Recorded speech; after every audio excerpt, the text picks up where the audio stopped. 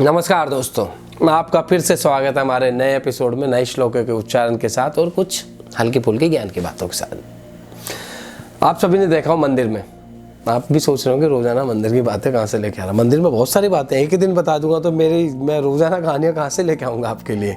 ज्ञान की बात मैं छोटी छोटी बताता हूँ ना शुरुआत में। तो मंदिर में आपने देखा होगा, मंदिर जितने भी हमारे होते हैं सब पॉइंटेड होते हैं ऊपर, उनकी जो छत सीलिंग होती है सब पॉइंटेड होती है। कारण क्या होता है?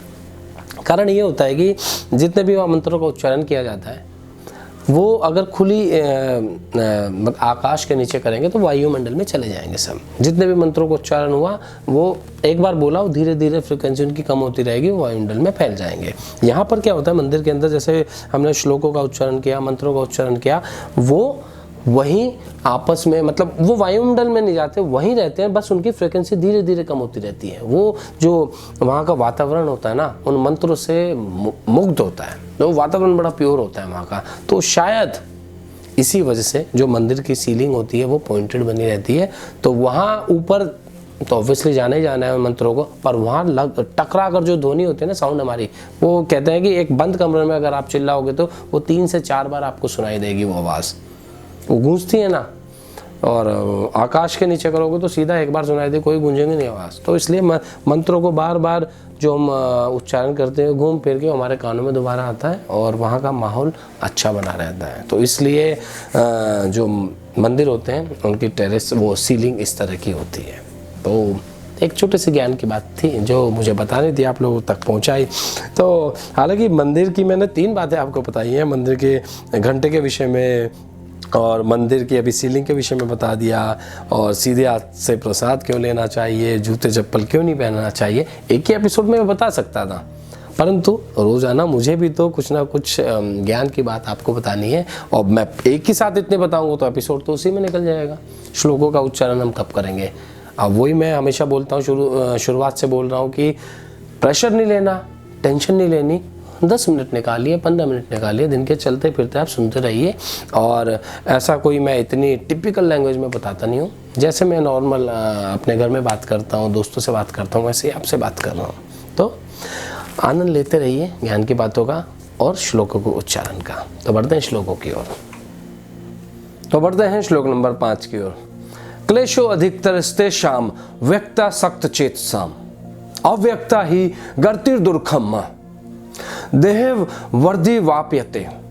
इसका भावार्थ है, कृष्ण जी कहते हैं कि उस सच्चिदानंदन निराकार ब्रह्म में आसक्त चित्त वाले पुरुषों के साधन में परिश्रम विशेष है।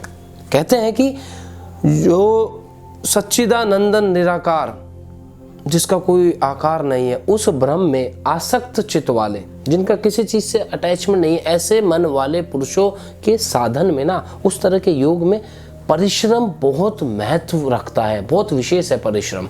क्योंकि देह अभिमानियों के द्वारा अव्यक्त विषक गति दुख पूर्वक प्राप्त होती है। क्योंकि जो व्यक्ति बड़ा ही सेल्फिश होता है ना, जिन्हें अपनी देह का अभिमान होता है, ऐसे पुरुषों के द्वारा अव्यक्त विषय, मतलब जिस विषय को आपने कहा ही नहीं हो, कह नहीं सकते, ऐसे विषय की जो गति है ना, बहुत ही दुख पूर्वक प्राप्त की जाती है। इजीली अवेलेबल नहीं है ऐसी जो चीज़। कहीं जैसे हम मूर्ति पूजा करते हैं, कुछ लोग हैं मूर्ति पूजा नहीं करते, निराकार भगवान की पूजा करते हैं, ओम की पूजा करते हैं, आर्य समाजी करते हैं जो केवल वेदों की पूजा वेदों और यज्ञ हवन करते हैं, तो वो थोड़ी सी दुख पूर्वक हो जाती है। वो कृष्ण जी के वर्ड्स कह रहा हूँ, मैं अपने वर्ड्स नहीं कह रहा हूँ। उनके लिए थोड़ा सा अव्यक्त विषय जो है ना, जिसको बोल ही नहीं पा रहे, व्यक्त नहीं कर पा रहे, ऐसी गति थोड़ी सी कठिनाई से प्राप्त की जाती है। तो पढ़ते हैं श्लोक नंबर 6 की और 7 की ओर एक साथ।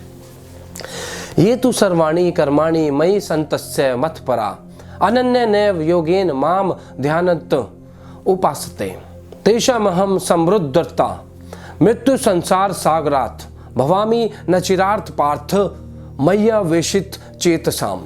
इसका भावार्थ है, परंतु जो मेरे पारायण में रहकर भजने वाला भजन संपूर्ण कर्मों को मुझ में अर्पण करके सद्गुण परमेश्वर को ही अनन्य भक्ति भाव से निरंतर चिंतन करते हुए भजते हैं, हे अर्जुन, उन मुझ में चित्त लगाने वाले प्रेमी भक्तों का मैं शीघ्र ही मृत्यु रूपी संसार और समुद्र से उद्धार करने वाला होता है। मतलब यहाँ से निकाल लेते हैं और उनका उद्धार हो जाता है।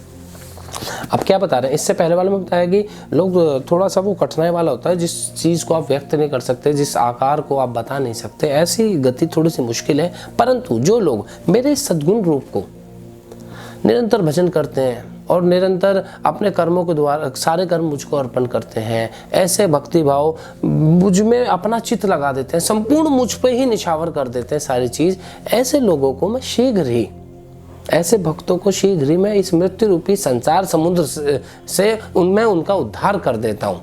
उन्हें टेंशन वाली कोई बात नहीं है, उनका उद्धार बहुत इजीली मैं कर देता हूँ। तो बढ़ते हैं श्लोक नंबर 8 की ओर। मय्येव मन आधत्स्व मयि बुद्धिम निवेशय निवशिष्यसि मय्येव अत उद्धर्व न संशय।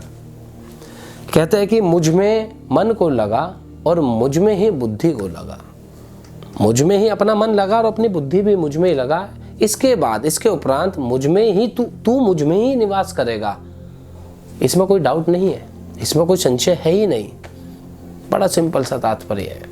आप अगर भगवान में मन और बुद्धि लगाओगे, उसके पश्चात भगवान में ही समा जाओगे, वही निवास मिलेगा, उसमें कोई डाउट है ही नहीं।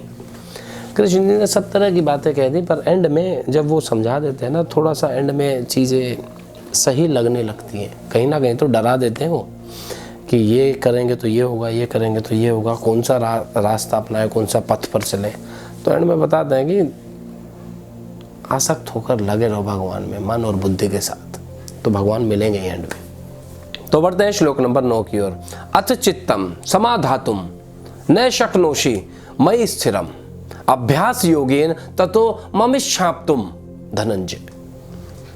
कहते हैं कि कृष्ण जी कहते हैं कि यदि तू मन को मुझ में अचल स्थापित करने के लिए समर्थ नहीं है, तो हे अर्जुन, अभ्यास रूपी योग के द्वारा तू मुझको प्राप्त होने के लिए इच्छा कर। अब यहां पर कह रहे हैं कि तेरा जो मन है ये